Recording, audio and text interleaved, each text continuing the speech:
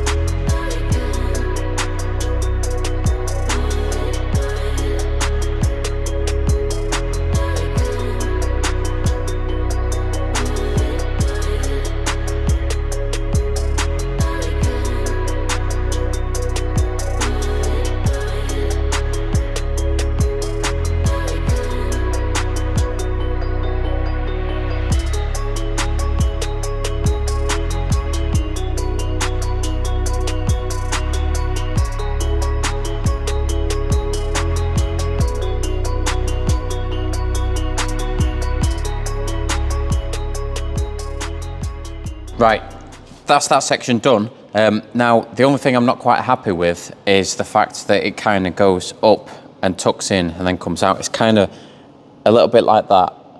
But we can obviously sort that when we put a little bit of filler on there. It looks worse now primer's on there, but it's not actually that bad. The reason for that is because I was actually pulling it out when I was welding a little piece on like that, and I was pulling it out and I got it quite nice, but then when you put heat into it, it decides to shrink, and what it's done is it's shrunk back into where it was, unfortunately. Anyway, that's a different story. That's now done. I do need to do a little tiny bit of welding underneath, which I'll do that once it's on the rotisserie and it's upside down, just to get that clarified and sorted. The door fits really nicely. It fits really nicely around here, so whenever you're putting a new panel on and it's near a door, make sure the door actually fits, make sure everything's good. That's the same as what I did with this top section here as well. So that's done, that's done, that's done, that's done. It's done. Right, now I'm gonna go on to this section here. So, this is, again, part of the door Aperture Jam situation. So I need to continue this all the way to this line. I've taken reference from the other side. I need to drill a hole here, and I've measured from this hole to get that hole, and measured from this hole to get that line. And this kind of joggles up to that line. It kind of lays on top of there. So I need to make that, which is going to be an L piece, and then kind of shrunk and, yeah, stuff done with it. I need to also take this down to that line that I've made there, so that tidies all that up. And yeah, that should finish all of this situation except for these holes that are up here. So let's get this done and yeah, do something else.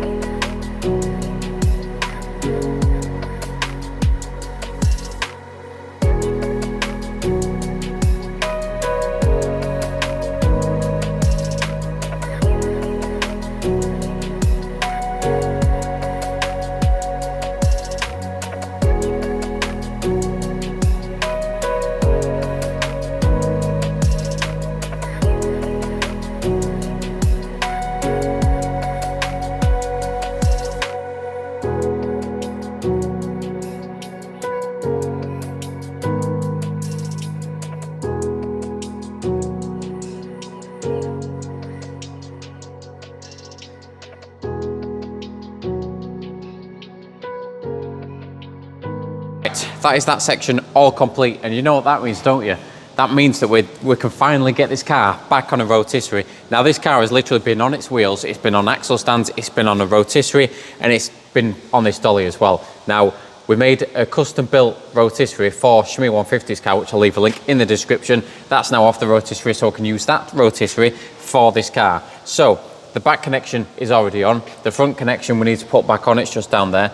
We slightly need to amend the rotisserie as well to make it longer and to amend it where it attaches to the car. But apart from that, let's get this car back on a rotisserie. I'll leave a link in the description to us actually putting this car onto a rotisserie originally, but we did actually make these mounting points. Now these actually thread through here, somewhere like that, and they get bolted to the car. Now the back is still already on, so let me just show you that. Right, so at the back, this actually goes through this chassis rail. Now we've had to cut a little hole in here to thread this bar inside the chassis rail, and obviously get that tacked in or welded. We've actually welded it on each side. On this outside edge and that outside edge. So that's the back. So what we need to do is we need to bring the rotisserie over, and I'll show you what we need to do to amend it to get this to fit. Right, so this is the rotisserie. You can tell it's the one that Tim's was on because you can see the ruby stone red colour when we sprayed the internal of the car.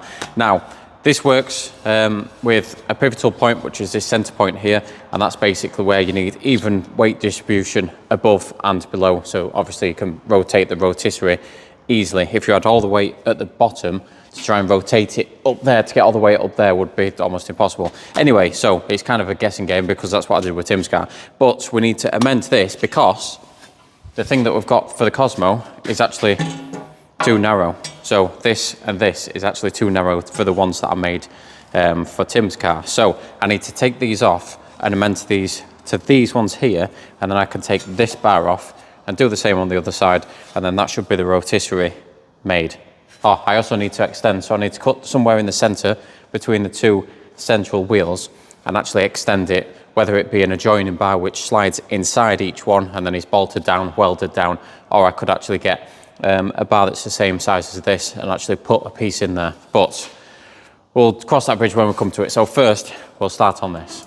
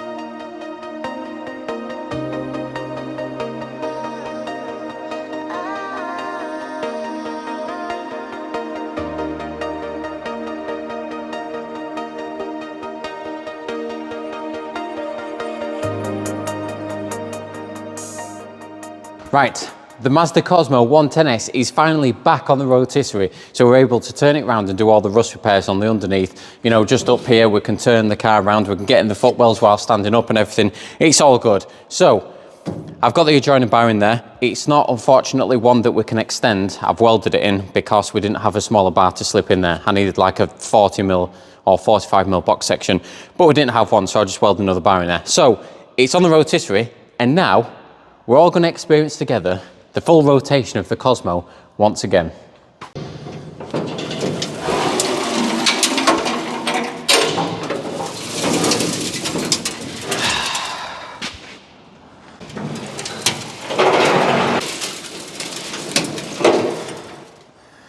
Well, that's one full rotation again of the Mazda Cosmo. Now it is pretty stiff because I need to put a washer on both sides of the rotisserie, so it is pretty stiff, but it's fine. I mean, it means that you can literally work on it anywhere you want, just like that, and it must be fairly balanced because it's stiff all the way around. It's not like easier.